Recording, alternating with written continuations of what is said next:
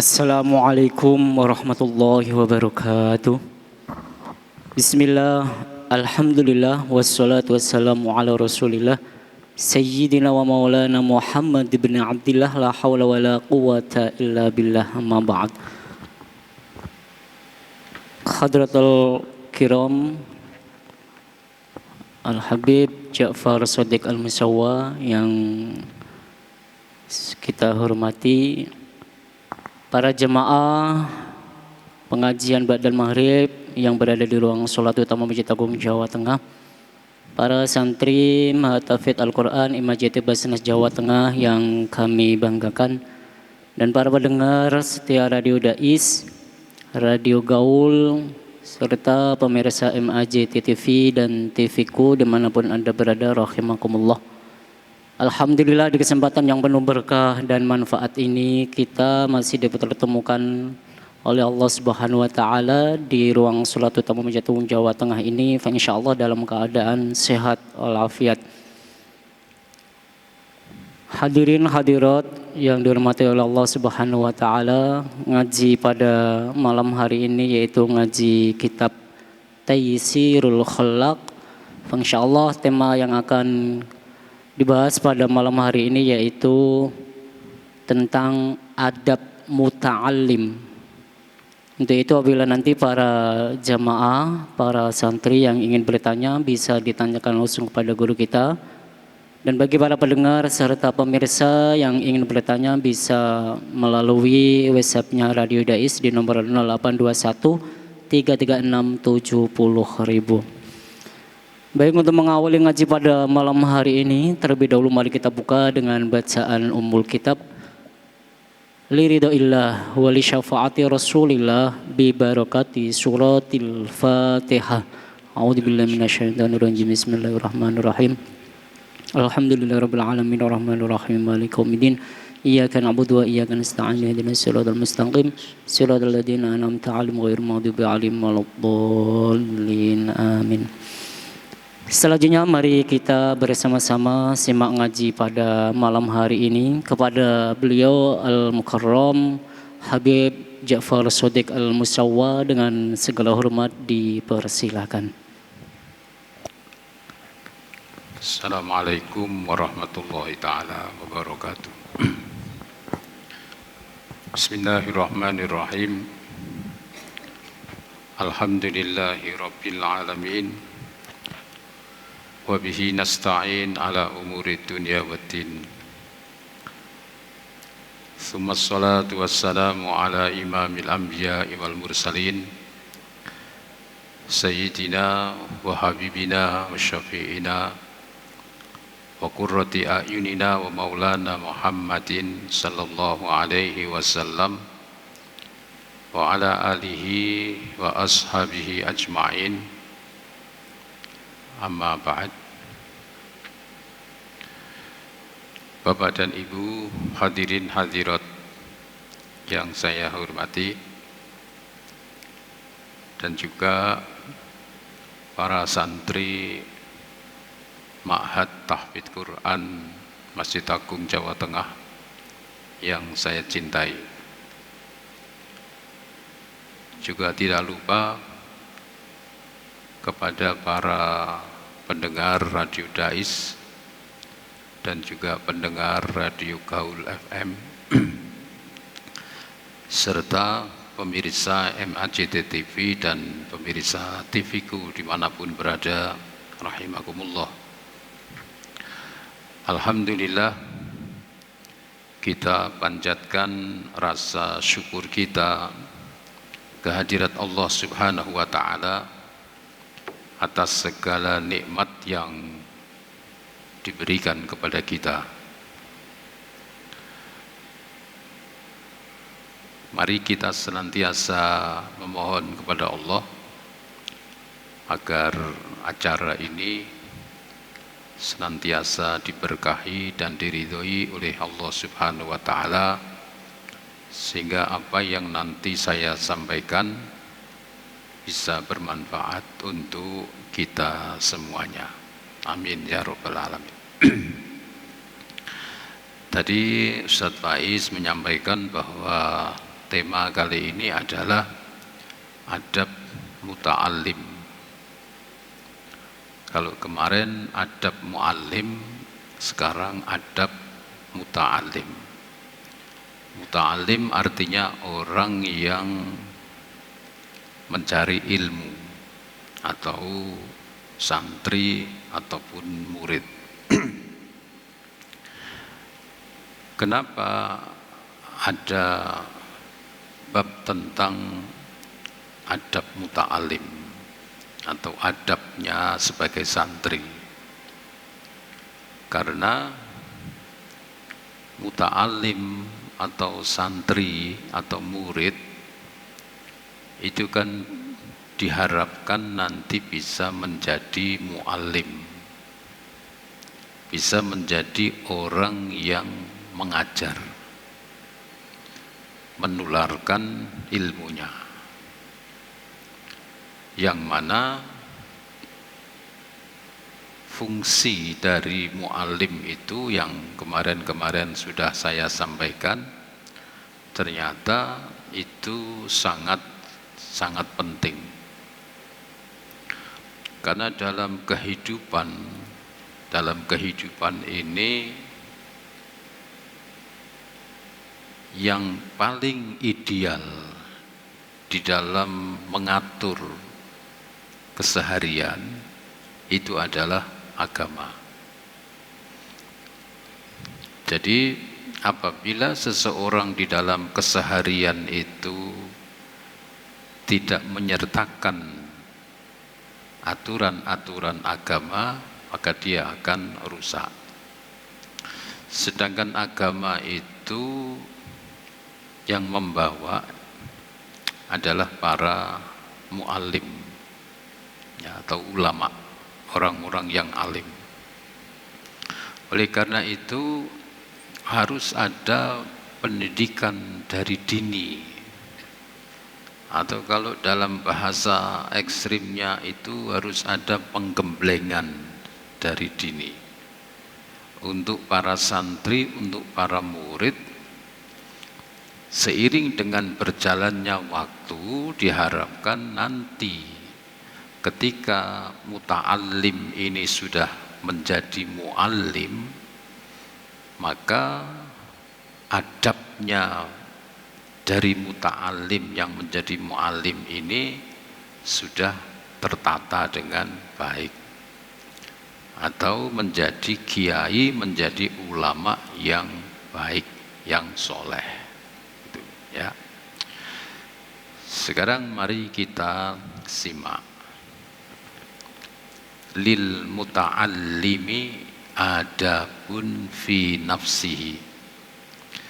Lil muta'allimi iku tetep kedue muta'allim adabun utawi piro-piro adab atau duweni adab fi nafsihi ing dalem awak dhewene muta'alim, wa adabun lan adab ma'a ustadzihi sartane gurune muta'alim, wa adabun ma'a ikhwanihi lan adab sartane konco-koncone muta'alim.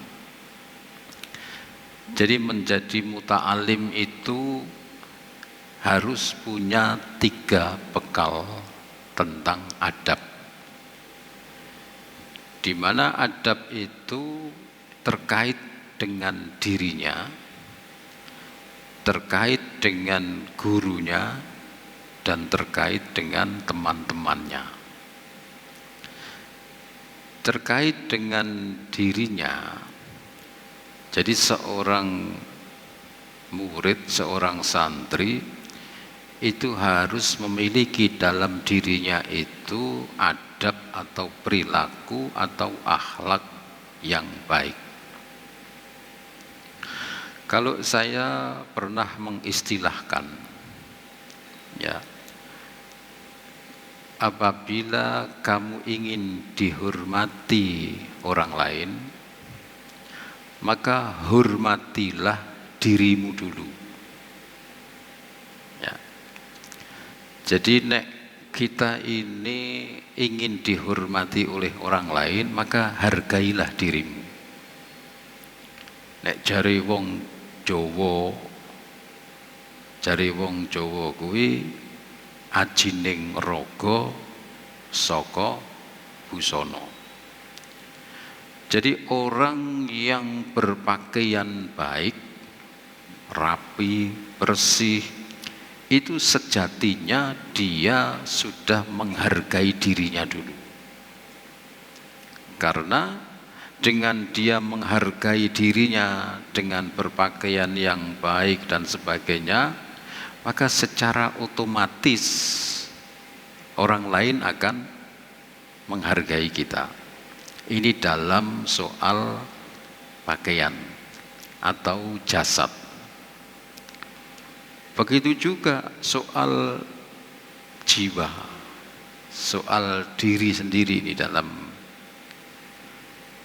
Orang yang berbicara dengan pembicara bahasa yang sopan, yang santun, itu sejatinya dia telah menghargai dirinya. Ya, karena dia berbicara sopan, orang tahu ngapusi, maka orang lain akan menghargai orang itu. Orang tidak dihargai itu bisa karena ucapan-ucapan. Walaupun misalnya pakaiannya rapi, orangnya kaya, pejabat, tapi kalau ucapan akhlaknya tidak baik, maka bisa menjadi pintu untuk orang lain merendahkan, menghina dan sebagainya. Ya, jadi kalau kamu ingin dihormati orang lain, maka hormatilah dirimu dulu. Kalau kamu ingin dihargai oleh orang lain, maka hargailah dirimu.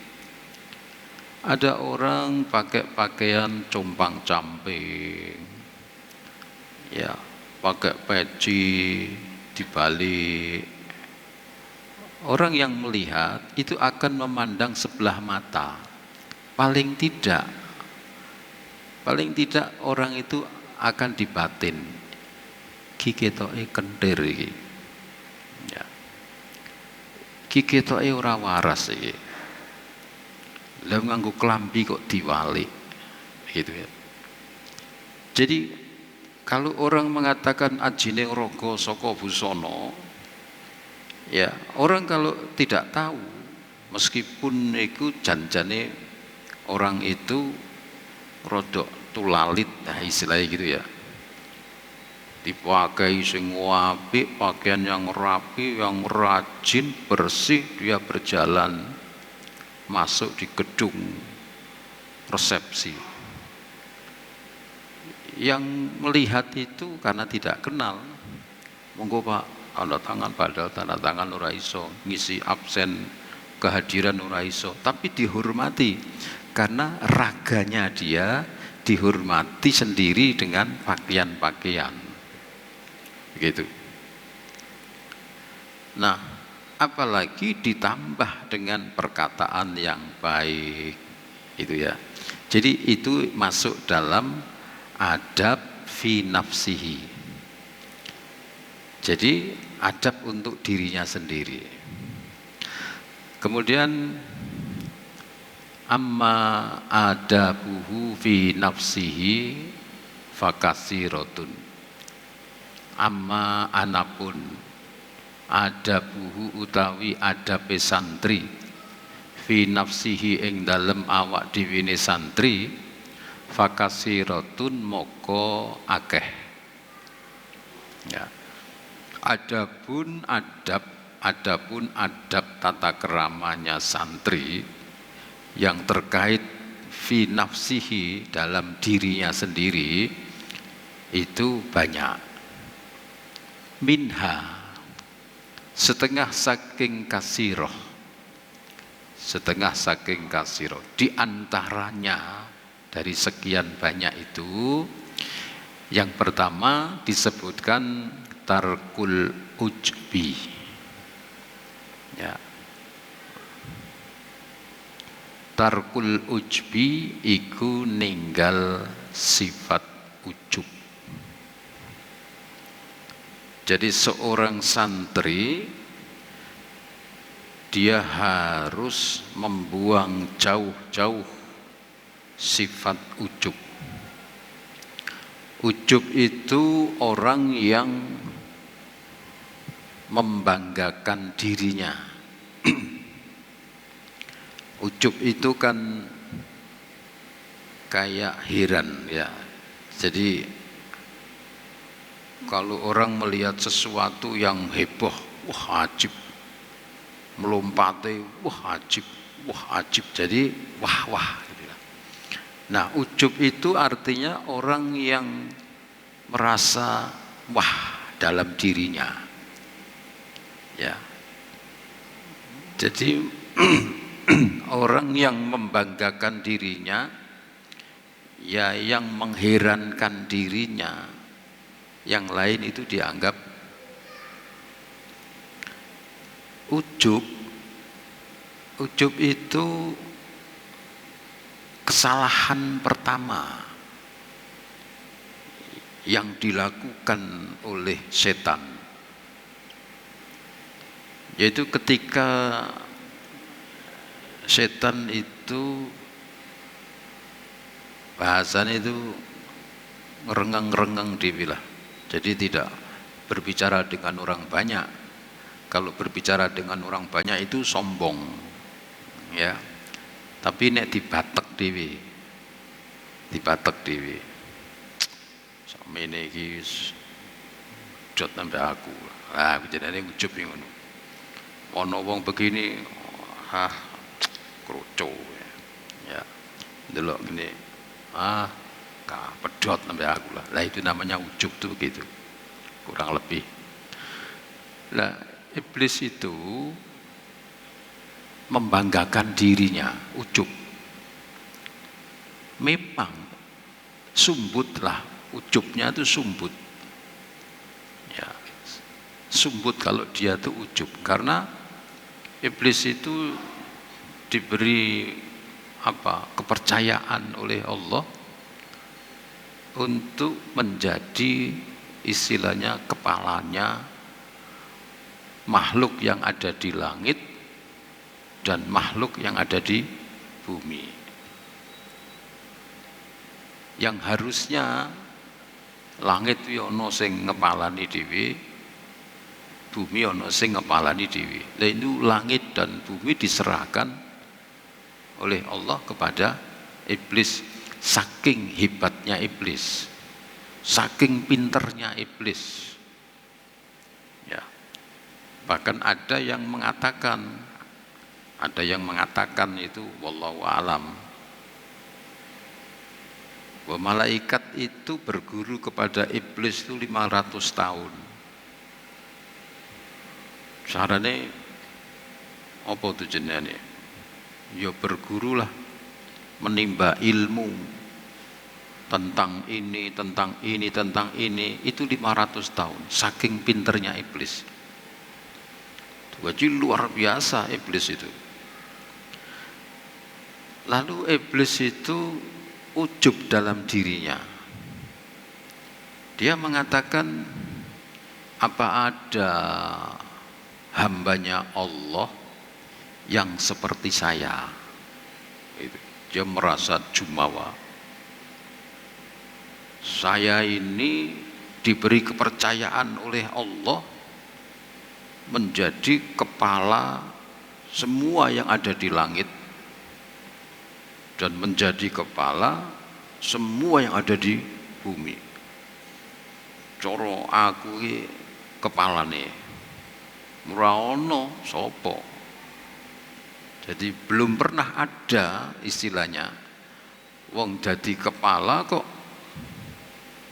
cara dene iki ana camat. Pernah tuh camat itu menjadi camat 2 kecamatan. Karena satu camat itu mungkin naik atau meninggal atau apa, ada satu camat. Dan itu sering, sudah biasa. Kalau dulu camat Gayam Sari, ini kecamatan Gayam Sari sini ya, camat Gayam Sari ngerangkap sebagai camat Semarang Utara, karena Semarang Utara kosong. Ya, camat ini merasa, wah, rono camat kaya aku njabat loro ngene iki. Ya, jadi begitu. Jadi sumbut. Nah, celakanya walaupun istilah sumbut itu kan berarti wajar, ngono ya. Istilah sumbut ini ya wong akan mengatakan ya pantes nek iblis itu merasa dirinya hebat, ya pantes, memang nyata nih kaya ngono. Enggak mungkin kalau iblis itu tidak punya kelebihan kok diberi kepercayaan oleh Allah ngatur langit karo ngatur bumi. Ya memang seperti itu, jan-jane wajar istilahnya. Ya. Tapi sifat ujub ini yang akan mencelakakan. Nah, begitu selesai iblis mengatakan seperti itu pada dirinya, lalu Allah berfirman, ya. Allah berfirman yang di dalam Al-Quran, idz qala rabbuka lil malaikati inni ja'ilun fil ardi khalifah. Allah sampaikan kepada seluruh malaikat, sesungguhnya aku akan menciptakan di muka bumi ini khalifah, pemimpin pengganti. Jadi khalifah itu pengganti. Wah, iblis krungu. Sopo to sing meh ganteni aku? Ya, tak ndelok apa nih lah. Nek basa kasar iblis tak ndelok dapur iki kaya apa. Sing meh ganteni aku njuk sapa? Makhluk Gusti Allah. Oh, makhluk Gusti Allah sing hebat-hebat fi antara jin dan malaikat. Jin wis jelas di bawah kekuasaane iblis. Malaikat yang ngaji mbak aku 500 tahun. Sopo sing arep ganteni aku? Jadi muncul sifat sombongnya. Bahayanya begitu. Ya. Nah, setelah diciptakan Nabiullah Adam alaihissalam, ya katanya wallahu alam. Jadi yang cerita-cerita yang ada di dalam keterangan itu boleh dibilang itu istilahnya cerita Israiliyah, ya. Cerita-cerita dari orang-orang Israel itu, kata Nabi, kamu jangan percaya dengan berita dari orang-orang Israel dan jangan mengatakan atau tidak percaya. Jadi ojo mbok percaya lan ojo mbok salahke. Kenapa kok ojo mbok percaya? Wong Israel iki kadang-kadang ngarang, hanya pikiran dekne dhewe, ya, mengembang-kembangkan. Tapi jangan kamu salahkan, Israel itu wongnya pinter-pinter, terkadang sumbernya itu. Jadi kata Nabi, wis nengke wae lah, bahasanya gitu ya. Ada kabar-kabar, berita-berita keterangan di situ yang katanya, jadi ketika Nabi Adam itu sudah tercipta dengan bentuk itu, iblis itu melihat dengan rasa tidak suka gitu, kayak apa tuh, diludahi, katanya begitu, ya. Nah, terus oleh malaikat itu karena jatuhnya di perut terus dicuil nih. Nah, Makanya menungso kuwi ana pusere rotok bolong ngono kuwi katanya. Begitu. Itu cerita-cerita Israiliyah. Percaya ya monggo, ora percaya ya ora apa-apa. Percaya ya ora dosa, karena tidak kaitan dengan hukum, tidak kaitan dengan ketauhidan. Nek cerita-cerita ngono kuwi ora usah otot-ototan. Cerita-cerita sejarah ora usah metenteng-metentengan. Ya. Nek jare sing saya pernah mengatakan ning Guwa Kreo kuwi ana guwa cilik kuwi jarene Kanjeng Sunan Kalijaga kuwi nek saka Demak arep ning Semarang kuwi liwate guwa kuwi. Ora usah mbok gegerke. Bener yo meh apa? Salah yo meh apa? Wong pelaku sejarah wis ora ana. Kanjeng Sunane ya wis ora ana. Tapi itu nek ijek ana mbok takokke napa leres jenengan nek teng Semarang medal mriki. Ora usah geger. Kadang ana wong sing wah geger, wah itu enggak bener. Ana sing bantah. Wong Kanjeng Sunan ki wali kok. Ya wali mlebu terowongan sak semut wae iso. Apa meneh sing sakmene wae rame lah. Isine medheteng-medhetengan tok. Orang yang ngeleh itu ya. Jadi itu bahayanya sifat ujub. Nah, puncaknya sifat ujub itu ketika Allah berfirman, "Idz qala rabbuka lil malaikati isjudu li Adama fasajadu illa iblis." Jadi ketika seluruh malaikat diperintahkan untuk sujud kepada Nabi Adam, iblis enggak mau, ora gelem.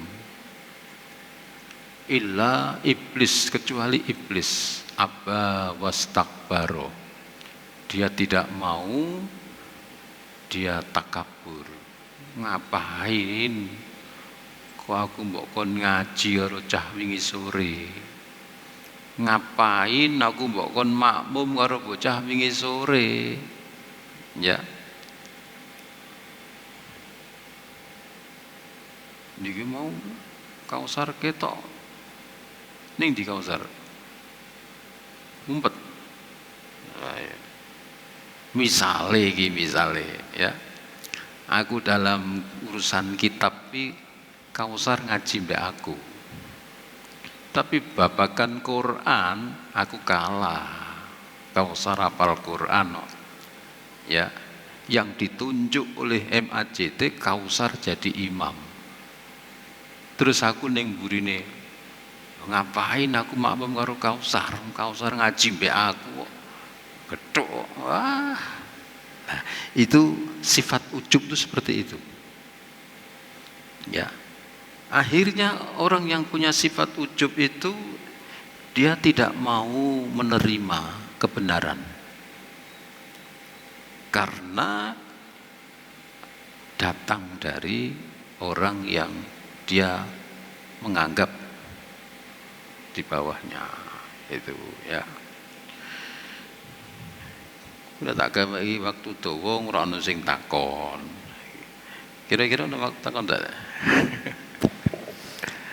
Baik, alhamdulillah ngaji pada malam hari ini tadi sudah dijelaskan oleh guru kita berkaitan dengan adab muta'alim. Selanjutnya yaitu sesi tanya jawab. Monggo silakan santri, kang santri atau jamaah yang mau bertanya, monggo. Ya, alhamdulillah. Enggak ada setrum menyetrum ini, monggo. Assalamualaikum warahmatullahi wabarakatuh. Waalaikumsalam. Izin bertanya Habib. Jadi emang sekarang itu banyak ya ujub-ujub itu sekarang emang banyak sekali Bib. Nah pertanyaan saya, kalau kita bertemu dengan orang yang ujub, cara menanggapinya itu bagaimana Bib? Contohnya seperti ini. Misal ada orang melihat orang yang hafalannya lambat gitu, wah kowe hafalannya suwe men. Atau misalnya ada orang beli barang murah, kamu kowe tuh apa murah men tuh ngono. Misalnya apa? Gitu Bib. Sing murah apa? misal kalau beli barang murah terus ada yang ujub-ujub, yang orang yang ujub itu lihat kok tuh barang kok murah men gitu. Ya contohnya gitu Beb. Cara menanggapinya itu gimana? Gitu. Makasih. Assalamualaikum warahmatullahi wabarakatuh. Assalamualaikum warahmatullahi wabarakatuh. Kowe ngaji ora katam-katam ngono ya. Kenapa? Ya jawab saisone wae to ya. Sing nek perlu dia itu apa jenengane ben iso jadi jengkel apa piye lah. Ya. Kowe kok ora katam-katam. Ini Masjid Agung enak. Meh apa ayo saiki. Ya. Kowe kok dedel wis ben. Ayo meh apa kowe nek aku muni ngono. Ya. Wis jawab wis ngono-ngono kuwi, aja kok jawab sing serius. Kowe tuku barang kok ngene iki murah-murah. Wah, sing iki sing enak ngene iki ya, sing apik ngene aku seneng malahan. Sing larang-larang iki malah lunyu, gampang tiba sak maceme. Pokoke dijawab sak isone ngono lho. Ya. Jadi wong kaya ngono ki aja mbok gawe sakit hati. Ya, nek wong sombong barang kuwi nek wis sakit hati ya tambah nelongso kowe. Begitu. Kowe kupiahmu kok picismu kok wis abuang jeblok ngono. Lho, iki Mbah Yayai biyen iki barokah pecis ngene iki sudah dadi ngono. Wis pokoke mbok jawab sak srekale lah. Sing penting pokoke ngakhire wis ben ngono. Wis ben. Kowe kok dedel wis ben. Ya. Macem-macem meneh saduk ngono wae. Lah piye? Ya. Nek den pamer-pamer lah bales dengan pamer. Nek kowe duwe, ngono lho. Nek ora duwe wis meneng-meneng wae. Iki dianggep wong kentir. Oceh. Itu ya. Yang penting jangan emosi menanggapi wong-wong sing kaya ngono-ngono kuwi. Ora iki jengkel. Ngono, ya. Soalnya wong sombong itu nggak bisa dinasehati, wong ujub itu nggak bisa dinasehati, karena memang betul orang nggak ada atau orang bodoh kok ujub, ya. Wong goblok kok sombong, kita lho ora ono ya, ya. Wah aku ki nggone komputer tak kuasai, wah iki ngoceh iki, demek buka komputer ora iso, gitu ya. Ayo, ada lagi? Baik, ada lagi yang santri? Atau bapak-bapak jamaah, ibu-ibu jamaah, boleh monggo yang mau bertanya. Baik, Beb, ini biar santri berpikir dulu untuk pertanyaan, untuk membuat pertanyaan. Kadang gini, Beb. Ada seorang guru, seorang kiai, seorang ustadz mengatakan bahwa saya itu lebih alim daripada kamu, makanya kamu itu harus nurut saya. Sikap seorang santri ketika ada seorang guru seperti itu, apa yang harus dilakukan seorang santri? Mohon maaf, kita kadang melihat di YouTube itu ada kadang, oh, kamu itu diam, lebih alim daripada saya, kamu itu goblok, saya lebih alim. Ada yang seperti itu. Tapi kadang orang yang mengatakan seperti itu biasanya ada motivasi tersendiri bagi orang yang tahu, biasanya motivasi sendiri. Oh ternyata memang beliau itu lebih alim, seperti itu. Lah ketika ada seorang yang mohon maaf, ketika tidak tersentuh hatinya, terus dia brutal, akhirnya tidak mau bergabung dengan orang-orang seperti itu. Makanya sikap seorang santri, seorang murid ketika melihat guru, ini adab seorang santri, melihat guru yang mengatakan bahwa udah kamu itu goblok, ikuti saya lebih alim, lebih tahu daripada kamu. Nah itu bagaimana? Apakah ada batasannya dalam adab tersebut? Ya, jadi gini, kalau dalam ilmu nyantri itu kan ada ilmu-ilmu mantek. Ilmu-ilmu mantek itu kan ilmu yang mempelajari tentang bagaimana kita berbicara, memahami audiens itu bagaimana cara menjawab, menggunakan dan sebagainya. taktik di dalam berdebat, istilahnya begitu. Ya. Nah kalau dalam berdebat itu, kalau kita nonton di televisi, ya, yang apa itu pro kontra dan sebagainya, mereka kedua-duanya itu menggunakan strategi memancing kemarahan. Ya, itu strategi namanya. Yang penting kalau soal dia benar-benar sombong, itu urusannya sama Allah. Gitu. Kalau boleh saya sampaikan, misalnya saya beberapa memperhatikan Gus Baha. Ya, Gus Baha itu saya tidak tahu aslinya bagaimana, saya juga tidak kenal, tidak. Kalau secara zahir itu masuk dalam kategori sombong. Ya. Tapi saya tidak berani mengatakan itu sombong. Karena Gus Baha itu kan selalu berbenturan dengan aliran-aliran tertentu. Ya. Nah, karena aliran-aliran tertentu itu dalam strategi dakwahnya itu dia merasa yang paling benar semuanya salah, maka dibalas dengan itu. Ya, saya itu kecerdasan saya di atas rata-rata, saya hafal Quran, saya begini. Lah itu lawan bicaranya itu akan emosi. Mau kok sombong ya ora karuan. Ketika orang emosi, ngomongnya itu pating pecotot. Ya, orang ketika dari rumah menyiapkan strategi ngomong ini, tapi begitu dia emosi, mawut kabeh, begitu. Nah, itu ada kalanya strategi di dalam berdakwah. Ada seorang guru mengatakan, kowe iki rene wis bejo.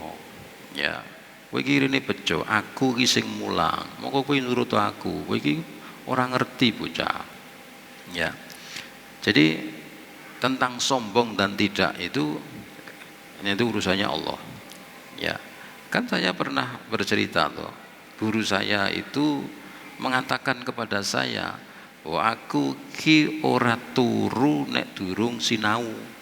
Itu dimulai dengan kata-kata holy, holy itu paman gitu ya, karena saya ngaji dengan paman saya juga. Holy kuwi entuke mbludak ilmu, bahasane kan wis top tenan kuwi. Holy ki entuke mbludak ilmu, kuwi krana mbiyen waktu ngaji ora turu nek durung sinau. Begitu. Jadi kayak kalau diterjemahkan ilmuku sing koyok ngene iki, hebat ngene iki. Itu karena itu. Itu kalau dalam bahasa zahir sombong. Ilmune mbludak, ilmunya berarti wis. Ya, nah jadi kalau kita ini misalnya menghadapi ada guru seperti itu, ya kita tetap husnudon. Yang terpenting adalah guru kita ini kalau sudah mengajar itu bahasa gampangnya itu profesional. Jadi benar-benar mengajar. Anek bolak-balik kok gurune kok ngono terus, ya wes ganti guru ae. Ya, guru nek ngajar kok bolak-balik goblok-gobloke tok padahal kita tidak melakukan kesalahan. Ya nek koyo ngono kuwi ya ana sing jenengane kiai sing khair, ada ana kiai sing su, omongane elek. Lah kalau sudah begitu ya monggo, mau ditinggal, mau diteruskan ya silahkan. Begitu. Ya. Baik, kayaknya waktunya sudah habis ini BPJ. Baik, alhamdulillah ngaji pada malam hari ini sudah selesai. Sekali lagi mudah-mudahan ngaji pada malam hari ini mendapatkan ridho dari Allah Subhanahu wa taala. Ilmu yang kita dapatkan pada malam hari ini mudah-mudahan menjadi ilmu yang barokah, manfaat untuk kita semua. Mari kita tutup dengan bacaan hamdalah bersama. Alhamdulillahirabbil alamin. Akhirul kalamallahul muwafiq ila aqwamit thoriq. Wassalamualaikum warahmatullahi wabarakatuh.